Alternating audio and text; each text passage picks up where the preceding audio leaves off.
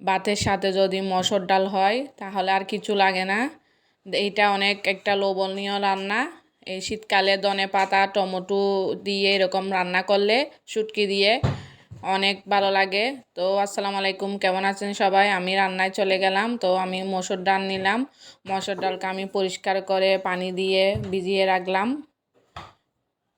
পানি দিয়ে কিছুক্ষণ ভিজিয়ে রাখলে ডালটা তাড়াতাড়ি সিদ্ধ হয়ে যায়। তো আমি পানি দিয়ে এটাকে ভিজিয়ে রাখলাম। এদিকে আমি চুলায় পরিমাণ মতো তেল দিয়ে এখানে আমি পেঁয়াজ দিয়ে দিলাম। পেঁয়াজকে আমি হালকা নাড়াচাড়া করে আমি এখানে সামান্য পরিমাণ হলুদের গুঁড়া, লাল মরিচের গুঁড়াটা আমি একটু বেশি দিচ্ছি কালারটা লাল হওয়ার জন্য। তো আমি লাল মরিচের গুঁড়া দিয়ে সামান্য পানি দিয়ে কষিয়ে নিচ্ছি। কষিয়ে নিয়ে আমি ওখানে পেঁয়াজ পাতাটা দিয়ে দিছি। পেঁয়াজ পাতাটা দিয়ে আমি ভালো করে কষিয়ে নিচ্ছি। কষানো হয়ে গেলে আমি একটা আলু নিয়ে এটাকে আমি কুচি কুচি করছি। আলু দিলে ডালের সাথে ডালটা আলাদা একটা স্বাদ আসে, খেতে অনেক ভালো লাগে, ঘন হয় ডালটা। তো আমি আলুটা কুচি করে এখানে দিয়ে দিলাম। দিয়ে আমি ভালো করে কষানোর জন্য শুটকিও দিয়ে দিলাম, সাথে পরিমাণ মতো লবণও দিয়ে দিচ্ছি।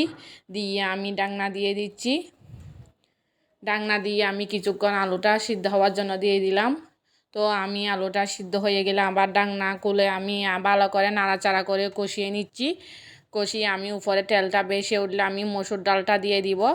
তো আমি ভালো করে নাড়াচাড়া করে নিচ্ছি। চুলার আঁচটা বড় করে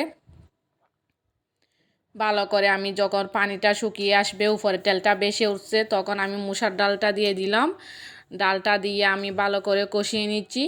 ডালের সাথে আমি কাঁচামরিচ ভেঙে আর টমেটো ফালি করে দিয়ে দিলাম, কারণ টমেটোটার সাথে দিয়ে দিয়েছি ডালটা বেশিক্ষণ চুলায় রাখতে পারবো না। তো আমি ডাকনা দিয়ে দিয়েছি। ডাকনা তুলে আমি দেখলাম পানি শুকিয়ে গেছে। আমি আবার পানি দিয়ে দিলাম পরিমাণ মতো। আমার যতটুকু দরকার আমি ততটুকু পানি দিলাম। পানি দিয়ে আমি এখানে আমি 2 গ্লাসের মতো পানি দিলাম। পানি দিয়ে আমি এখন ভালো করে কাঠি দিয়ে আমি নেড়ে চেড়ে দিচ্ছি। নেড়ে চেড়ে দিয়ে আমি এখন আর ডাকনা দিব না। ডাকনা দিলে ডালটা বেশি সিদ্ধ হয়ে যাবে, তখন আর খেতে ভালো লাগবে না। আমি এখন চুলার আঁচ বড় করে লাগলাম। উপরে ধনেপাতা কুচিও দিয়ে দিলাম। ধনেপাতা কুচি দিয়ে আমি এখন ডাকনা ছাড়া এরকমের রান্না করব। তো আমি চুলার আঁচটা বড় করে দিয়ে ভালো করে নাড়াচাড়া দেখেন ডালগুলো সিদ্ধ হয়ে গেল, টমেটো সিদ্ধ হয়ে গেল। মসুর ডাল এরকমই একটু একটু কম সিদ্ধ হওয়াতে রান্না করলে খেতে স্বাদটা বেশি ভালো লাগে, কারণ বেশি ডাল হয়ে গেলে তখন আর খেতে ভালো লাগে না। তো আমি ভালো করে নাড়াচাড়া করে আমি এখন চুলা থেকে নামিয়ে ফেলবো। আমার রান্না হয়ে গেল। এই দেখেন, দেখতে অনেক সুন্দর লাগতেছে, খেতে অনেক স্বাদ। দেখেন, এরকম ডাল রান্না করলে শীতকালে টমেটো আর ধনেপাতা দিয়ে অনেক ভালো লাগে। শুটকি দিলে শুটকির ফ্লেভারটা আরও বেশি সুস্বাদু। তো আপনারাও বাসায় ট্রাই করে দেখবেন। তো আজকের মতো এখানে, সামনে আবারও কোনো ভিডিও নিয়ে আসবো। আসসালামু আলাইকুম।